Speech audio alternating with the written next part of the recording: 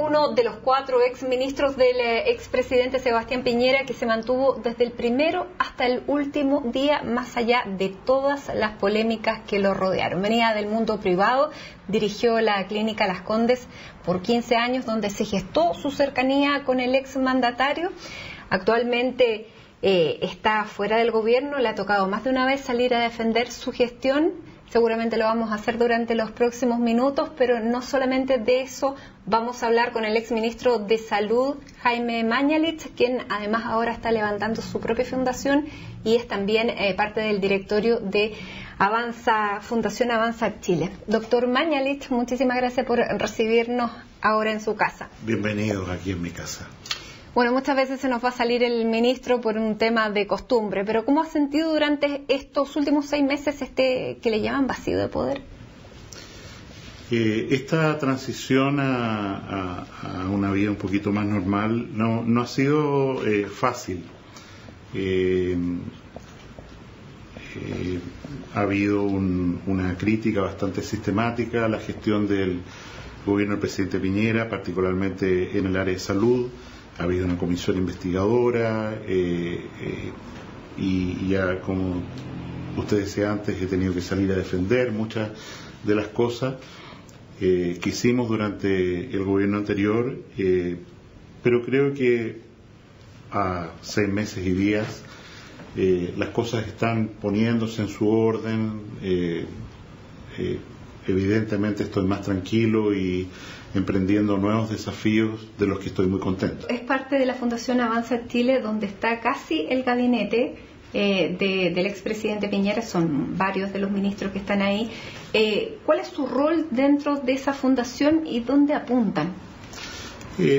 Esa fundación fue constituida por el presidente Piñera fundamentalmente como una manera de construir un testimonio del legado de lo que se había hecho durante su gobierno y como usted bien dice, participan en el directorio de esta fundación varios exministros. Tenemos una actividad en general bastante escasa, diría yo. El presidente está en una etapa, yo diría, de bastante más tranquilidad, alegría, de haber tomado también distancia, haber pasado estos primeros 6 meses de la salida del gobierno, y en ese sentido yo diría que es una institucionalidad que está funcionando fundamentalmente para mantener vivo y presente cuando se ataca o se discute algunas de las obras importantes que se hicieron durante el gobierno del presidente Piñera, salir con datos, con información concreta, decir, mire, en realidad esto es lo que ocurrió, no es como se dice, y llevarlo a la mesa, insisto, de lo argumental, más que de la discusión política, argumental de hechos, digo, datos, más que la discusión política como la que se podría dar en el Parlamento o a través de los partidos. Pero eso es permanente, porque a lo mejor esta falta de actividad va a ir incrementándose con el paso del tiempo, porque muchos ven en el expresidente Piñera una de las figuras presidenciables para el próximo periodo, y también se ve en él tal vez el deseo de querer volver. ¿Puede servir como plataforma, ya que el presidente no se ha pronunciado sobre su militancia en RN? ¿Puede ser ese el think tank para lanzarlo? No me atrevería a contestar, no está en el propósito ni en la discusión de la fundación en este momento, y evidentemente si se trata de una plataforma para una futura candidatura, para una reelección del presidente Piñera, esta, y es claro, tiene que fundamentarse mucho más en la estructura de los partidos políticos, de la centro derecha que se está remodelando tan vigorosamente y tan esperanzadoramente, y es allí donde se tiene que asentar ese trabajo. Pero el expresidente Piñera no ha tomado todavía partido si renueva su militancia, si la activa en RN o finalmente si pasa a formar parte de otro movimiento político. Lo que él ha señalado es que por el momento no, en la intimidad, digamos, no va a tomar ninguna decisión al respecto. Los partidos están en una transformación bastante importante que llega incluso a sus principios, a sus declaraciones de principio, Y pienso, insisto, que perdón que hable impropiamente a lo mejor por él, que él va a esperar a que las cosas estén un poco más claras antes de tomar una decisión de esta naturaleza, de militar o no militar en un partido político o movimiento, e incluso de si ir a una nueva elección presidencial o no. Es una decisión que él no ha tomado. Pero usted que lo conoce, ¿lo ve más cerca de Renovación Nacional o de Amplitud?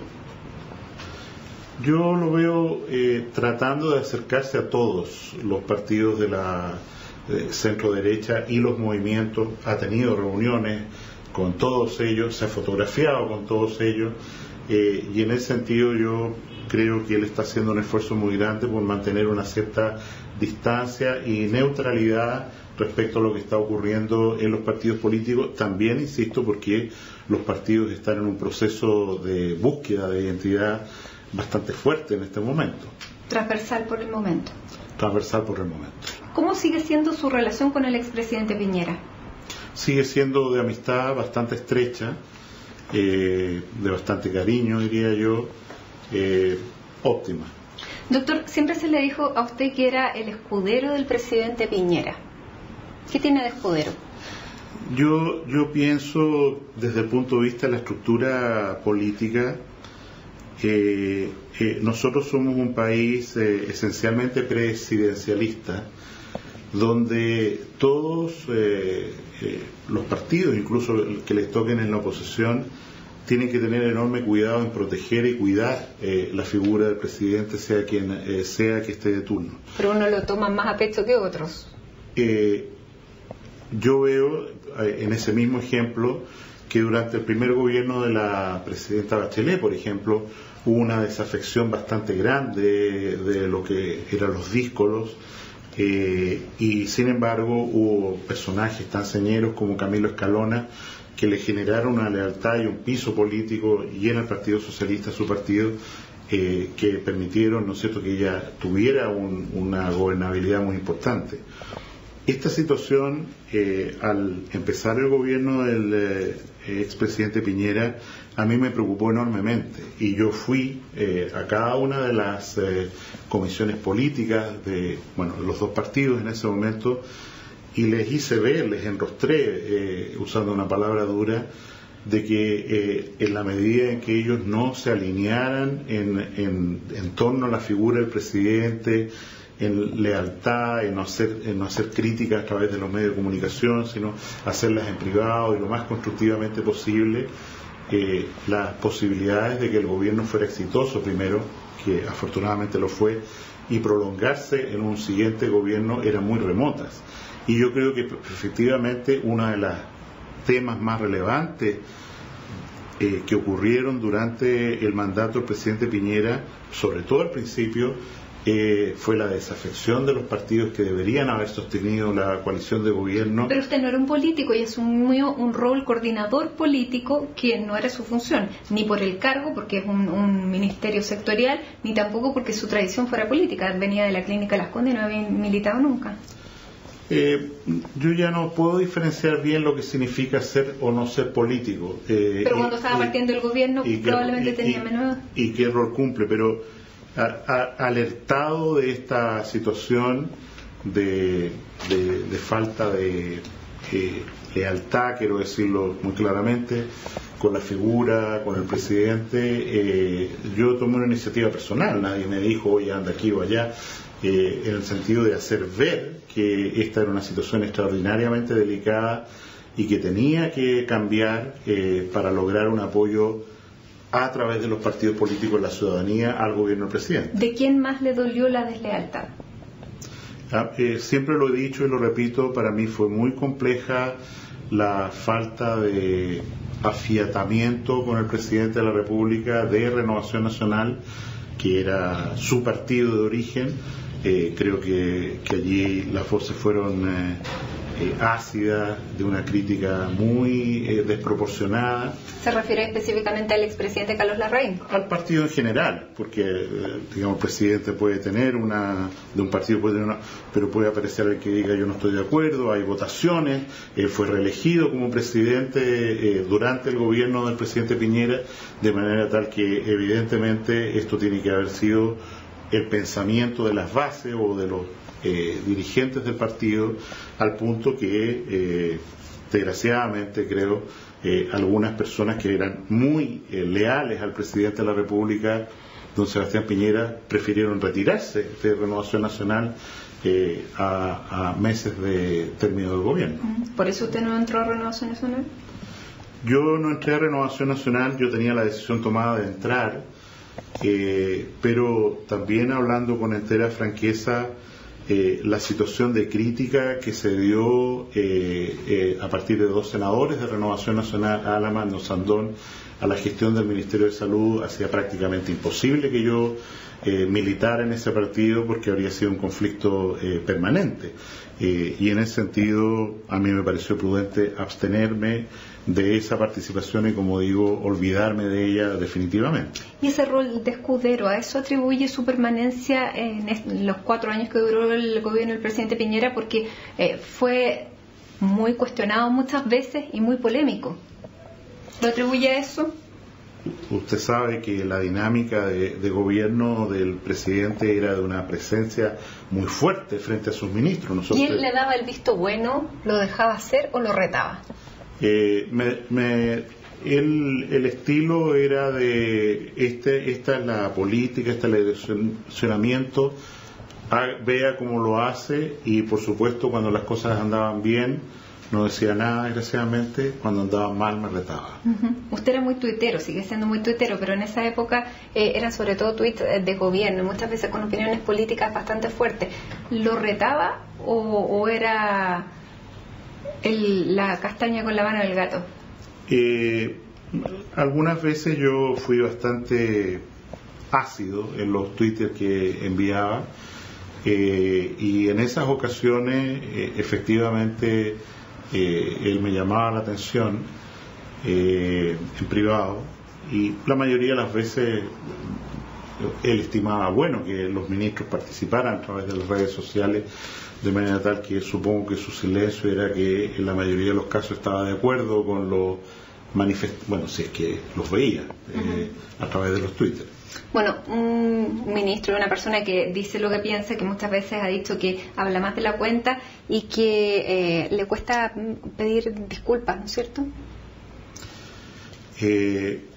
Es cierto que yo soy muy frontal para hablar políticamente completamente incorrecto, o sea, digo exactamente lo que pienso sin misterio. A mí me ha costado entender y aceptar que en el mundo político en Chile eso no es bien visto, que hay que tener eufemismos y lenguaje y formalidades que a veces creo son inadecuadas, y en definitiva las veces en que yo creo que me he equivocado he pedido perdón.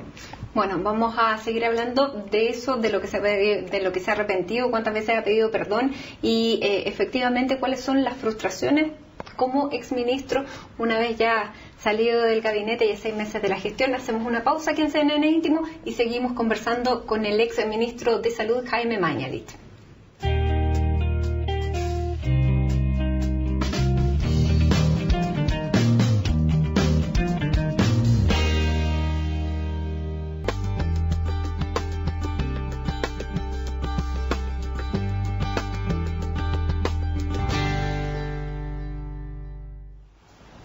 Esto es CNN Íntimo. En esta edición estamos conversando con el ex ministro de Salud, Jaime Mañalich. Doctor Mañalich, seguimos con usted. Estábamos hablando de las veces que se ha arrepentido por su verbalidad y por su frontalidad, que ya vamos a preguntarle de dónde viene. Pero los anestesistas, la democracia cristiana, ¿hay algo de lo que particularmente se acuerde en que sienta que definitivamente se equivocó? Yo pienso que en la denuncia, por ejemplo, de la democracia cristiana, los elementos que se demostraron después en la investigación que llevó adelante la Fiscalía demostraron que los hechos eran menos de los que yo había calculado al principio y por lo tanto ese fue un acto inapropiado tal vez de inexperiencia al principio del ministerio.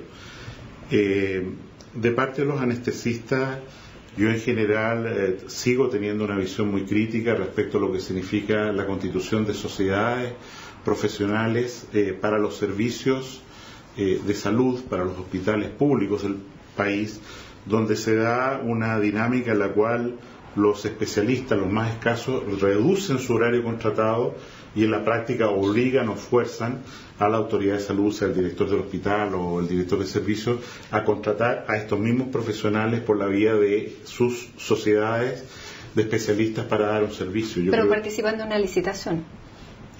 Participan de una licitación en la cual los oferentes son bastante pocos y los precios de la licitación son relativamente parecidos y bastante altos. Pero la licitación, las bases las pone el ministerio. Pero las pone el servicio en realidad para cada caso, pero vuelvo a señalar, como he repetido tanto estos días, nosotros tenemos una escasez absoluta de médicos y de especialistas en el país que hay que acelerar en su formación, pero eso no puede dar pábulo a que los médicos, ¿no es cierto?, se retiren de su horario contratado y en la práctica obliguen al Estado a hacer un gasto tan alto, a pagar honorarios tan altos para contar con sus servicios y llevar adelante una cirugía o lo que fuera. En el caso de los anestesistas en particular, y así lo expresé públicamente, y esto fue aceptado por la Sociedad de Anestesiología, creo que el haber generalizado a todos los especialistas de ese tipo a partir de algunos casos que se gatillaron, como ha sido investigado incluso en el Hospital del Tórax, fue también desproporcionado y así lo expresé a ellos. Pero este tipo de licitaciones, y muchos atribuyen, bueno, no fue usted el que inició el proceso y el sistema, pero que se hayan destruido los equipos médicos de trabajo de los hospitales a través de esto, de que se externalicen los servicios y que finalmente se vaya optando por un modelo en que el prestador de servicio es un privado y no es el Estado. Yo creo que eso es un error gravísimo y de hecho con gran esfuerzo y trabajo ante el Ministerio de Hacienda logramos aumentar el presupuesto fiscal para la formación de especialistas de 140 cupos por año pagados por el Estado a 1000 por año. Y creo que eso va en la línea correcta para resolver el déficit de personas que deben estar contratadas por el Estado. Yo pienso, y lo he sostenido tantas veces, que los médicos que practican en un hospital, en una clínica, tienen que ser médicos de dedicación exclusiva a ese centro asistencial. Hablamos de inequidad en educación. Yo estoy convencido que la inequidad que existe en remuneraciones en nuestros hospitales es terrible. Porque, ¿y eso usted lo luchó, hizo algo por corregirlo durante bueno, su gestión? Aumentando los ingresos de los profesionales no médicos, de los auxiliares, a través de bonos, incentivos, reajustes que fueron muy importantes, y también aumentando la remuneración, sobre todo en la única área en que pudimos lograrlo, desde el punto de vista presupuestario, que fue el aumento en un 30% de los sueldos de los especialistas que trabajan en turnos de 24 horas en unidades de tratamiento o servicio de urgencia. Doctor, ¿quién debe proveer los servicios, el sector público o el sector privado? Yo creo que tienen que proveerlos ambos. Hoy día nosotros tenemos un sistema mixto de salud. La gente beneficiaria de FONASA se atiende en sus requerimientos hospitalarios, sobre todo en hospitales públicos, pero en servicios de baja complejidad, vale decir exámenes, consultas, el 50% de la actividad de FONASA se hace en prestadores privados, vale decir el doctor que tiene la consulta en la esquina. Y yo creo que eso es bueno, porque de lo contrario los beneficiarios de FONASA están atrapados, capturados en un hospital que tienen, o un centro de salud que tienen designado como única posibilidad para ir, y cuando ese centro está en huelga o pasa cualquier problema no tiene ninguna manera de salir de la situación. Lo mismo pasa con las camas. Cuando una persona necesita una cama, se licitan las camas y son, digamos, de acuerdo a la oferta que haya en ese minuto, una clínica privada o un hospital público el que le ofrece. Se le criticó mucho a principios de este año que gran parte de los recursos durante su gestión fueran a parar a las clínicas privadas por los días cama y que una de las clínicas más favorecidas fuera precisamente donde usted fue exdirector. Yo creo que en esa marea de crítica inicial, sí, todo eso ha quedado difuminado y aclarado ya, al punto que de hecho durante el año en curso a la fecha la compra de camas al sector privado ha sido superior a la del año pasado, y en ese sentido ¿es FONASA la que debería tener la posibilidad de comprar la cama más que el ministerio? FONASA lo que puede hacer de acuerdo a la ley es una licitación en el sentido de fijar a través del mercado público un valor y una prestación determinada, pero son los directores de servicio los que tienen la decisión, y en el caso particular de Chile es el Servicio Metropolitano Sur-Oriente, donde está el Hospital Sotero del Río, cerca de Puente Alto, donde más camas se compran al sector privado precisamente por la falencia, el déficit que hay allí en relación a la población de hospitales públicos, que nosotros quisimos corregir a través del Hospital Sotero del Río, un tremendo hospital, y que desgraciadamente va a tener que esperar un tiempo más. Si se hubiera destinado los recursos del Ministerio durante los últimos 10 años de compra de días cama al sector privado, se podría haber solucionado tal vez la falta de camas en el sector público, pero se habría dejado sin atender a los pacientes que la necesitaban en ese minuto. O sea, se habría terminado, no se habría resuelto la urgencia, pero en definitiva no se está construyendo a largo plazo. No se quiere asumir la decisión política de tomar una decisión tan fuerte como esa. No sé qué le quiere pedir al Ministerio de Hacienda los recursos que se necesitan para eso. ¿Dónde está la falla? Yo creo que el déficit de infraestructura hospitalaria en el país es tremendo, público. Nosotros tenemos 26 camas recién recuperadas del terremoto de febrero del año 2010, o sea, las mismas que teníamos antes del terremoto. Recién llegamos a ese punto, y de allí el déficit actual es del orden, por lo menos, de 14.000, 15.000 camas.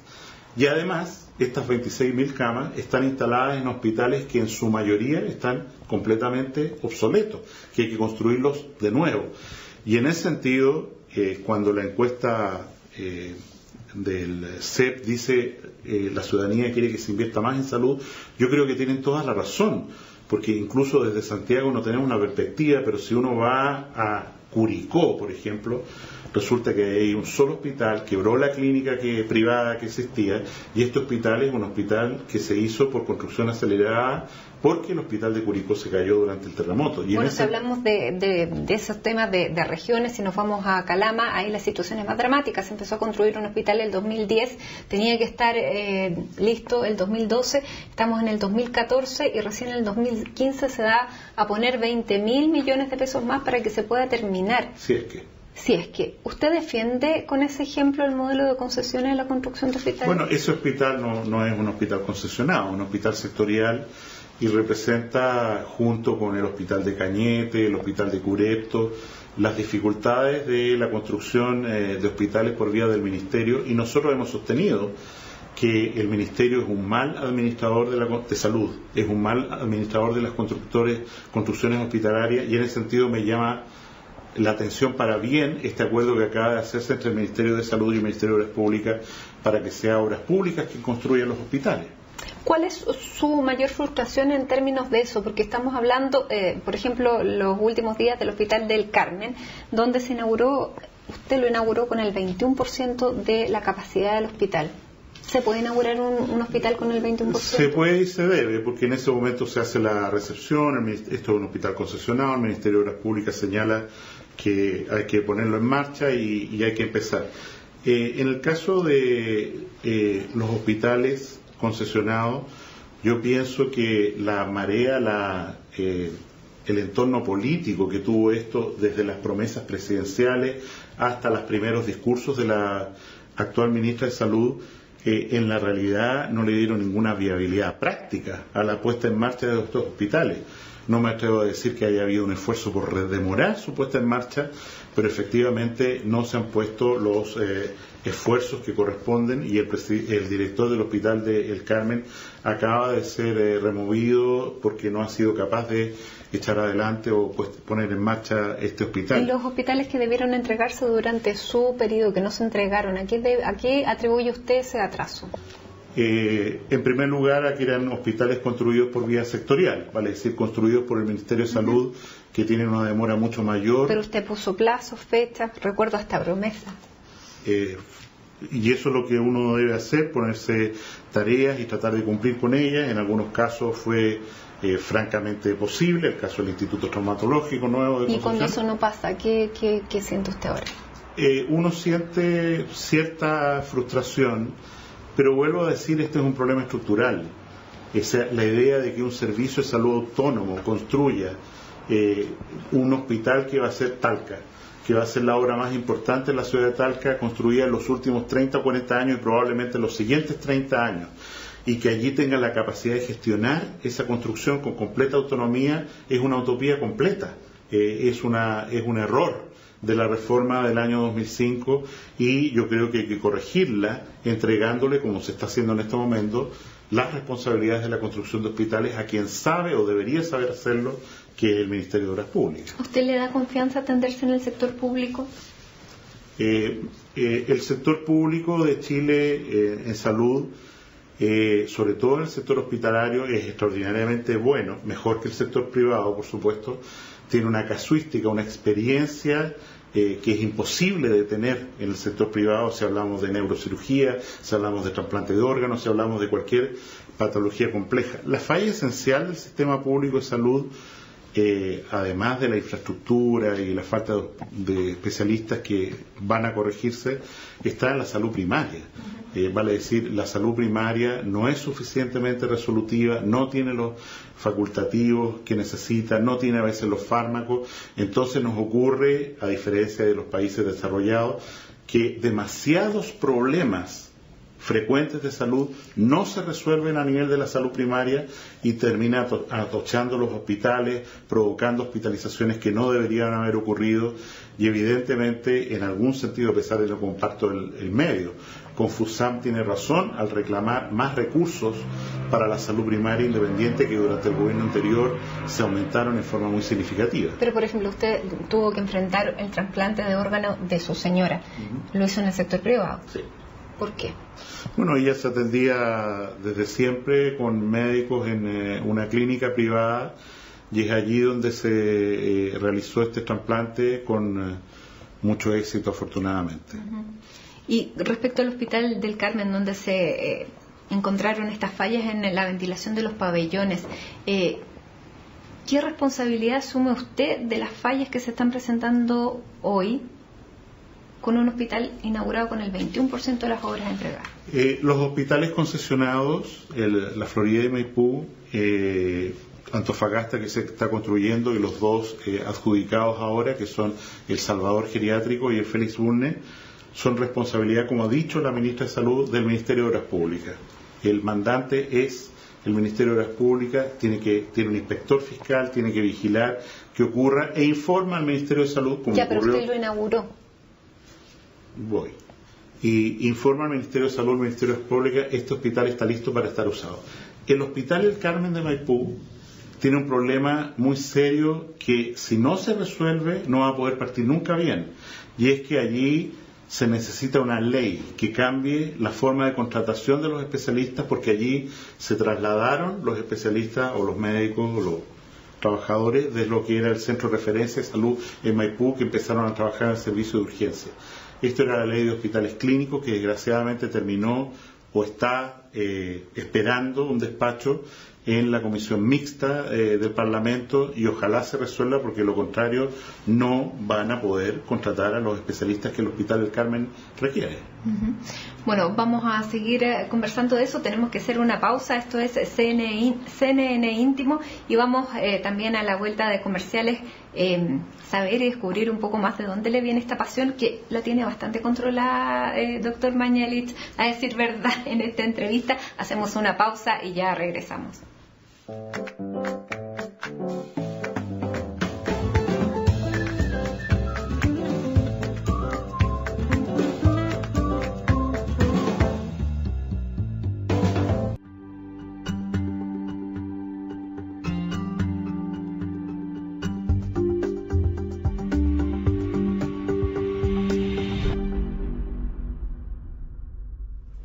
Esto es CNN Íntimo. Estamos en esta edición con el exministro Jaime Mañalich. Estamos en otra parte de su casa, en su escritorio. Usted trabaja, tiene muchos libros, porque sigue estudiando. Ya vamos a hablar de eso también, pero antes de pasar a conocer un poco más su parte familiar, quería preguntarle qué le habían parecido las declaraciones del sacerdote jesuita Felipe Berríos, quien dijo que le parecía antiético que se siguieran construyendo clínicas en la Cota 1000 y que para los pobres se construyeran consultorios, cuando la evidencia indicaba que eran los pobres los que más morían, o morían a más corta edad. ¿Qué le parece a usted?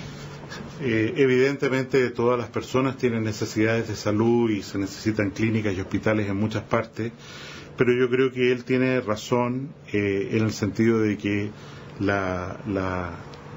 el nivel de los hospitales, de los centros de salud familiar que tenemos en los sectores más vulnerables del país requiere una renovación completa, y ojalá pudiera haber estímulos para la inversión privada, pero sobre todo, como hablábamos antes, el Estado el que tiene que hacerse cargo de esas tremendas estructuras para darle satisfacción a personas que se atienden en hospitales hoy día completamente obsoletos o escasos, o con pocos especialistas, o sin el equipamiento adecuado. ¿La salud debiera ser un derecho o un bien de consumo? La salud es un derecho, el acceso a la salud de las personas en las tareas de prevención, promoción y tratamiento. Así, por lo demás, está estipulado claramente en nuestra ley. Evidentemente, no todo para un país con los ingresos nuestros es posible, cualquiera sea el ingreso de quien es la persona que está enferma de algo, pero yo creo que la reforma AUGE, por ejemplo, donde hay 80 enfermedades, como dejamos nosotros, claramente garantizadas, con sus guías clínicas, con sus tratamientos gratuitos para los pacientes, es un paso muy fuerte en la línea de la equidad y los derechos en salud de las personas. Hablando de derechos de las personas, ¿qué le parece el debate que se está iniciando sobre la eutanasia? ¿Las personas tenemos derecho a decidir cuándo morirnos? Desgraciadamente, partiendo de lo más obvio, Chile es uno de los países con las más altas tasas de suicidio por población en el mundo, y donde está creciendo más rápidamente el suicidio como forma de morir después de Corea del Sur. Y en ese sentido las personas efectivamente deciden matarse en Chile, y eso está ocurriendo con demasiada frecuencia, y creo que es lamentable.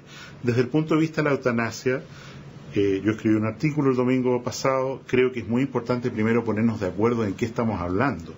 ¿Por qué? Porque ya la Ley de Derechos y Deberes promulgada hace poco tiempo atrás señala exactamente que una persona que está enferma, con una enfermedad terminal, que no quiere recibir un tratamiento que cree que no le va a servir para nada, que no quiere seguir hospitalizada, tiene todo el derecho, y está ocurriendo cada vez más, de decir hasta aquí nomás llego, o tal tratamiento no lo quiero recibir, y por favor no sigamos adelante con esto. Respecto a una modificación al final del Código Penal para que un médico mate, o sea, quite la vida activamente a un enfermo terminal a petición de ese enfermo consciente y lúcido, yo creo que es una figura más intelectual que real, una discusión relativamente falaz en realidad, y en ese sentido hay que mirarla con mucho cuidado, porque insisto, hoy día hay maneras de que una persona que está sufriendo no lo haga gracias a medicamentos que pueden incluso producir la muerte como efecto adverso, pero como un efecto adverso no buscado.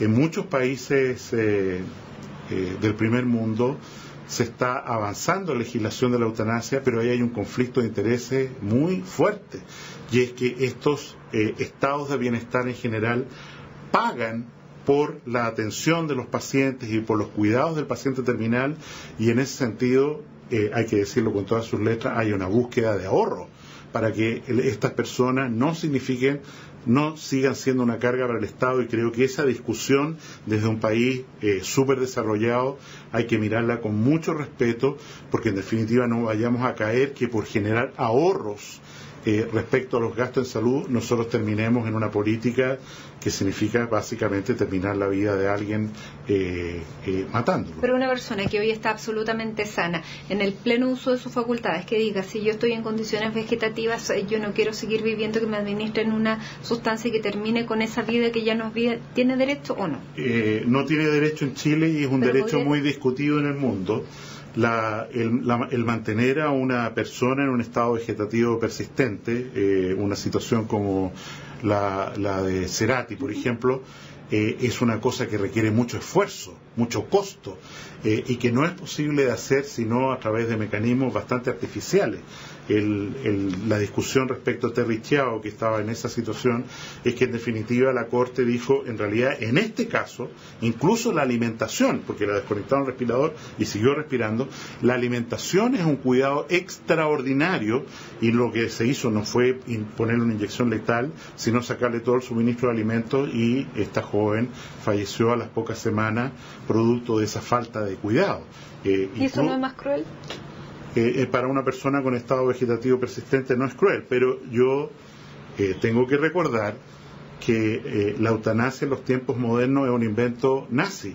Vale decir, las políticas de eutanasia del gobierno nazi mataron a 300.000 personas que tenían alguna minusvalía o lo que fuera, y que el Estado consideró que no eran dignos de vivir ni de financiar, y esto después llevó a una política de exterminio masivo que es claro, la porque solución no era la raza químicamente pura, pero no porque ellos quisieran morir.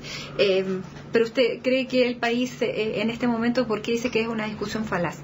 Porque la figura de tener a alguien en un estado sin apoyo, vale decir, sin un esfuerzo para mantenerlo vivo, en el cual puede decir, sabe, esta situación no la tolero más y por favor inyécteme cloruro de potasio para morirme ahora, es en realidad una situación excepcionalísima. Solamente por lo demás, a propósito de equidad e inequidad, gente de niveles de recursos extraordinariamente elevados puede llegar a una situación de esa naturaleza en nuestro país. Normalmente la gente pide el alta antes, se va y fallece, como es ideal, junto con los suyos en su casa. Doctor, hablemos de la vida mejor. Estamos hablando de la vida y de la muerte. De la muerte, que es parte de la vida.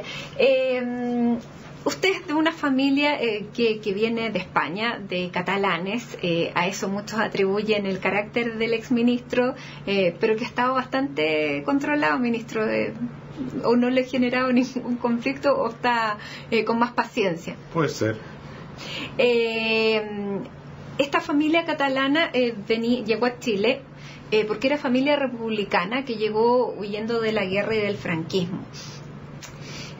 ¿Cómo se entiende que un hijo, nieto de familia republicana de izquierda se convierta en un ministro de un gobierno de derecha? En primer lugar, efectivamente, como usted señala, mi familia es, tanto por el padre y la madre, de origen catalán, y uno está educado de pequeño a una conversación extraordinariamente franca y directa. Si usted ha tenido la oportunidad de ir a Barcelona, a Cataluña en general, los catalanes son gente muy pesada, que mira a los ojos y te dice, ¡pum!, esto es así y no es de otra manera. Y en ese sentido creo que hay una educación familiar que está trasuntada a mis hijos también, de hablar y enfrentar la vida de esa manera, mirando a los ojos y diciendo, yo pienso esto y no pienso de otra manera. ¿Y en ese sentido tener un hijo del Partido Socialista le ha generado algún conflicto interno familiar? Yo tengo 3 hijos cada uno de ellos tiene un universo riquísimo. Mi hijo menor es músico, canta ópera barroca en Francia, viene 1 o 2 veces al año, ojalá. Felipe, el del medio, es publicista, Juan Pablo es abogado, y cada uno de ellos es un mundo. O sea, para mí resulta extraordinario escucharlos, conversar con ellos, porque abren una perspectiva de un mundo completamente diferente al mundo de la medicina, al mundo de la administración, y en realidad lo que uno aprende de ellos, o aprehende con H, del mundo de los jóvenes de hoy, es algo extraordinario. Su hijo Juan Pablo estaba participando en la elaboración de la nueva ley antiterrorista, es un abogado destacado en la Universidad de Chile. ¿Tienen discusiones políticas? No tenemos discusiones políticas en general, tenemos muy buenas conversaciones. Yo soy muy abusador en el sentido de preguntarle mucho qué piensa frente. Él está muy cerca del mundo de la filosofía del derecho. Entonces, una conversación típica de domingo. Ley antiterrorista o sanciona a los encapuchados. Él dice inmediatamente la pregunta: a ver, pero un momento, ¿cuánta culpa tiene este sujeto como persona y por lo tanto debe ser su castigo como persona, y cuánto de lo que él hizo es responsabilidad de todos, es una responsabilidad social? Entonces uno se echa para atrás y empieza a pensar y dice: este hombre tiene un punto. Y efectivamente esas conversaciones son riquísimas. Uh-huh. El domingo pasado él publicó un libro sobre la ley de indulto, la ley de amnistía, y estuvimos revisando su libro que escribió hace 3 años atrás. Todas las respuestas que hoy día se buscan respecto a la potencial derogación de la ley de amnistía están escritas por él hace 3 años. Yo creo que es casi un manual a seguir para los parlamentarios, con mucho orgullo lo digo, porque ahí están todas las respuestas a las preguntas que se están haciendo hoy día. ¿Y usted habla de gobierno militar o dictadura? Dictadura. ¿Y usted fue opositor? Yo fui opositor. Fui francamente opositor a la dictadura de Pinochet. Tuve una participación defendiendo compañeros de curso en la Escuela de Medicina al principio, que me significó muy malos ratos. ¿Tuvo relación con la presidenta Bachelet en esa época mientras ella era dirigente estudiantil? Prácticamente nada. A pesar de que no parece, ella es un poquito mayor que yo y... Caballero con la señora presidenta. Y cuando yo entré a la escuela el año 72, ella debe haber estado en 3er, 4º año, y bueno, el año siguiente fue el golpe militar, y después ya la cosa en la escuela de medicina empezó, y ella se fue del país 2 años después. Usted es fruto de la educación pública. Su familia no tenía grandes recursos como inmigrante cuando llegaron a Chile, y su infancia transcurrió yéndose a pie al colegio, yendo los domingos al centro catalán a cocinar entre todos. ¿Debiera ser la educación gratuita como la que usted tuvo? Yo soy absolutamente privilegiado en el sentido de que efectivamente yo estudié en una escuela pública en la Plaza Ñuñoa, en el Liceo Manuel de Salas después, gratuitamente prácticamente, después en la Universidad de Chile, gratuitamente.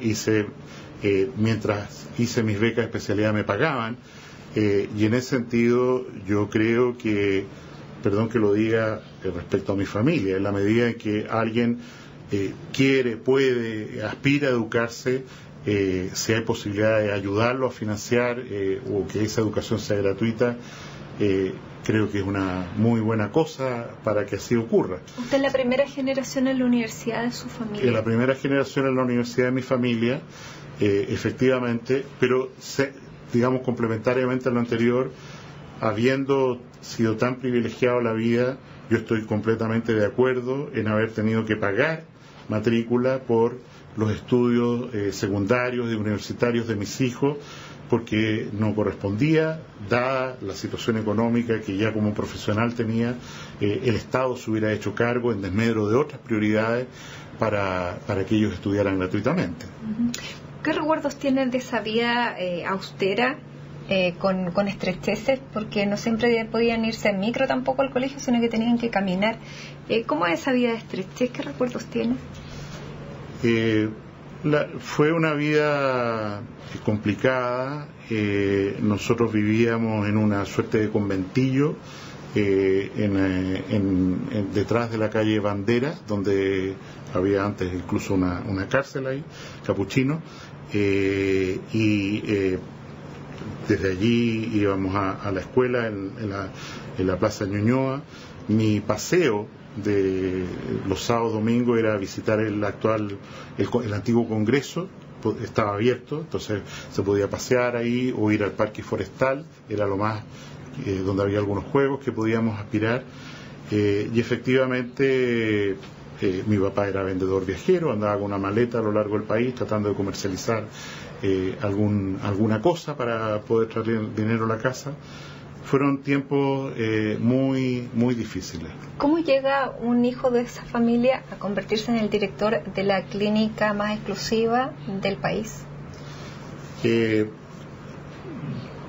Después de que yo, hice mi formación en medicina interna y nefrología en el Hospital Clínico de la Universidad de Chile, donde yo trabajaba, gané una beca de la Fundación Rockefeller para ir a Canadá a aprender salud pública.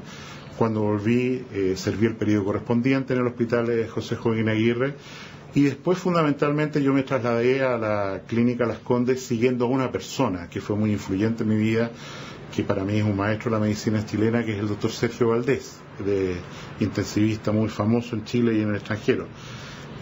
La sola idea de seguir trabajando con él a donde fuera que él se iba, donde fuera, era lo suficientemente fuerte como para seguirlo. Y después ya en la clínica pasé rápidamente a esta oferta que me hicieron los médicos, los colegas, para ser director de la institución cuando yo tenía 39 años, y me aguantaron a pesar de todo durante 14.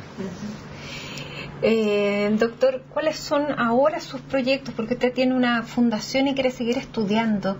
¿Qué va a hacer Jaime Mañalich a partir de ahora?